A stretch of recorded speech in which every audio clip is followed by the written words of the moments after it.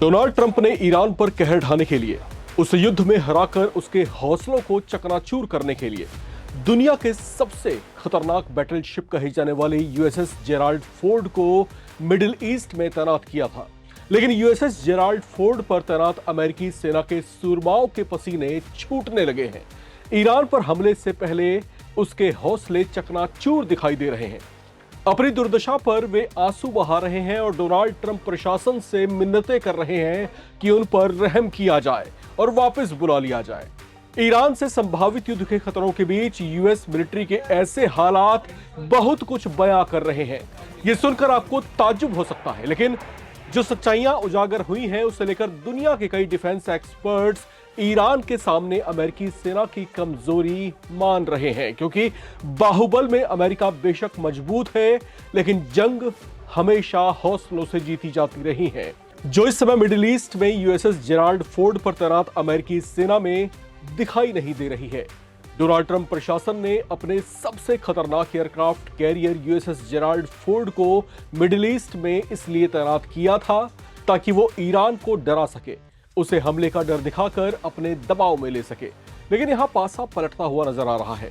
बाजी ईरान के हाथ में जाती हुई दिखाई दे रही है, क्योंकि यूएसएस जेराल्ड फोर्ड पर तैनात अमेरिकी सैनिकों की हालत बेहद खराब है। इसकी वजह यह है कि यूएसएस जेराल्ड फोर्ड 8 महीने से ज्यादा वक्त से लगातार अलग अलग तैनातियों पर है। इसे जून 2025 में मिशन पर उतारा गया था। पहले इसे मेडिटेरेनियन सी या भूमध्य सागर में तैनात किया गया था। उसके बाद इसे कैरिबियाई समुद्र क्षेत्र में तैनात किया गया। उसके बाद उसे वहां से मूव करते हुए पूरे अटलांटिक को पार करते हुए ईरान से बढ़ते तनाव के बीच मिडिल ईस्ट में एक विशेष स्ट्रेटेजिक पॉइंट पर तैनात किया गया है। इस तरह से यूएसएस जेराल्ड फोर्ड 8 महीने से ज्यादा अवधि से लगातार तैनाती पर है। उसके साथ साथ इस बैटलशिप पर तैनात अफसर और जवान भी लगातार ड्यूटी पर बने हुए हैं, जिससे अब उनका सब्र टूटने लगा है। इसे लेकर वॉशिंगटन पोस्ट की एक रिपोर्ट में बताया गया है कि आमतौर पर शांति की स्थिति में किसी बैटलशिप की तैनाती लगभग 6 महीने की होती है, लेकिन अब यूएसएस जेराल्ड फोर्ड की तैनाती को 8 महीने से ज्यादा का वक्त हो चुका है।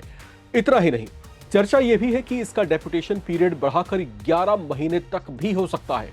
अगर ऐसा हुआ तो ये यूएस नेवी के इतिहास में सबसे लंबे डेपुटेशन का रिकॉर्ड भी बना सकता है। वॉशिंगटन पोस्ट की रिपोर्ट में दावे किए गए हैं कि यूएसएस जेराल्ड फोर्ड पर तैनात सैनिक भावनात्मक रूप से टूटने लगे हैं। परिवार से 8 महीने से ज्यादा समय से दूर रहने और लगातार काम करने की वजह से वे मानसिक तौर से परेशान हो रहे हैं। इस बात को खुद USS Gerald Ford aircraft carrier के कमांडिंग ऑफिसर कैप्टन डेविड स्कारोसी ने भी स्वीकार किया है। उनकी ओर से भेजे गए एक पत्र में उन्होंने माना है कि तैनाती की अवधि बढ़ने से उन्हें भी झटका लगा था। हालांकि साथ ही उन्होंने पत्र में यह भी लिखा कि जब देश आवाज लगाता है तो एक सैनिक होने के नाते उनका कर्तव्य और देश की सेवा सर्वोपरि हो जाती है। यूएसएस जेराल्ड फोर्ड पर अमेरिकी नौसेना के 5000 से ज्यादा सैनिकों की तैनाती है। इसमें अधिकतर युवा शामिल हैं, जिनमें से कुछ का विवाह होने वाला था।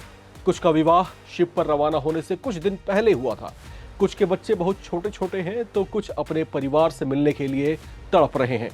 वॉशिंगटन पोस्ट की रिपोर्ट में एक महिला सैनिक के हवाले से बताया गया है कि वो अपनी छोटी सी बच्ची को लगभग 1 साल से मिल नहीं पाई है। और तो और बैटलशिप पर तैनाती के कारण उसकी मूवमेंट को गोपनीय बनाए रखने के लिए कभी कभी तो ये सैनिक जो है चाह कर भी अपने परिवारों से हफ्तों हफ्तों तक संपर्क नहीं कर पाते हैं। इतना ही नहीं, कुछ रिपोर्ट्स ऐसी भी आई हैं जिसमें यह खुलासा हुआ है कि यूएसएस जेराल्ड फोर्ड पर टॉयलेट सिस्टम में भी बड़ी खराबी आई है, जिससे सीमित टॉयलेट्स पर सैनिकों की लंबी लंबी कतारें लगती हैं और उन्हें शौच तक जाने के लिए बड़ी परेशानी सहनी पड़ रही है। अब ऐसे हालात और अमेरिकी सैनिकों के गिरे हुए मनोबल को लेकर चर्चाएं तेज हो गई हैं। अगर ऐसे वक्त में अमेरिका ईरान के खिलाफ जंग छेड़ने की सोचता है तो उसे बड़ा नुकसान भी हो सकता है, क्योंकि अमेरिकी बैटलशिप यूएसएस जेराल्ड फोर्ड पर तैनात सैनिकों की जो हालत है, वे ईरान से आमने सामने की जंग लड़ने के लिए तैयार नहीं दिखाई दे रहे हैं। ये बात ईरान के सुप्रीम लीडर अली खामेनेई को जंग में बढ़त दिला सकती है। दूसरी बात यह कि अमेरिकी सेना मिडिल ईस्ट के हालात के अनुकूल नहीं है। कुछ ही हफ्तों के बाद तापमान जब बढ़कर 40 डिग्री को पार करेगा तो अमेरिकी सैनिकों के लिए हालात और ज्यादा चुनौतीपूर्ण हो सकते हैं। बहरहाल इस समय जो हालात यहां पर बने हुए हैं वो न सिर्फ युद्ध की स्थितियों की तरफ इशारा कर रहे हैं, न सिर्फ तनाव को बढ़ा रहे हैं, बल्कि अमेरिकी सेना के सामने भी कुछ अलग तरह की चुनौतियां पेश कर रहे हैं। अब ऐसे हालात में जो है अमेरिकी प्रशासन को ये तय करना है कि आगे उनका अगला फैसला क्या होने वाला है, क्योंकि अगर ईरान के साथ में आमने सामने की जंग छिड़ती है तो ईरान के जो तेवर हैं वो कहीं ना कहीं इस बात के संकेत दे रहे हैं कि वो इस युद्ध को जल्दी खत्म नहीं होने देगा, क्योंकि ईरान जो है अपने स्तर की तैयारियां करके बैठा है, लगातार अमेरिका को चेतावनी दे रहा है, उसको लगातार ललकार रहा है।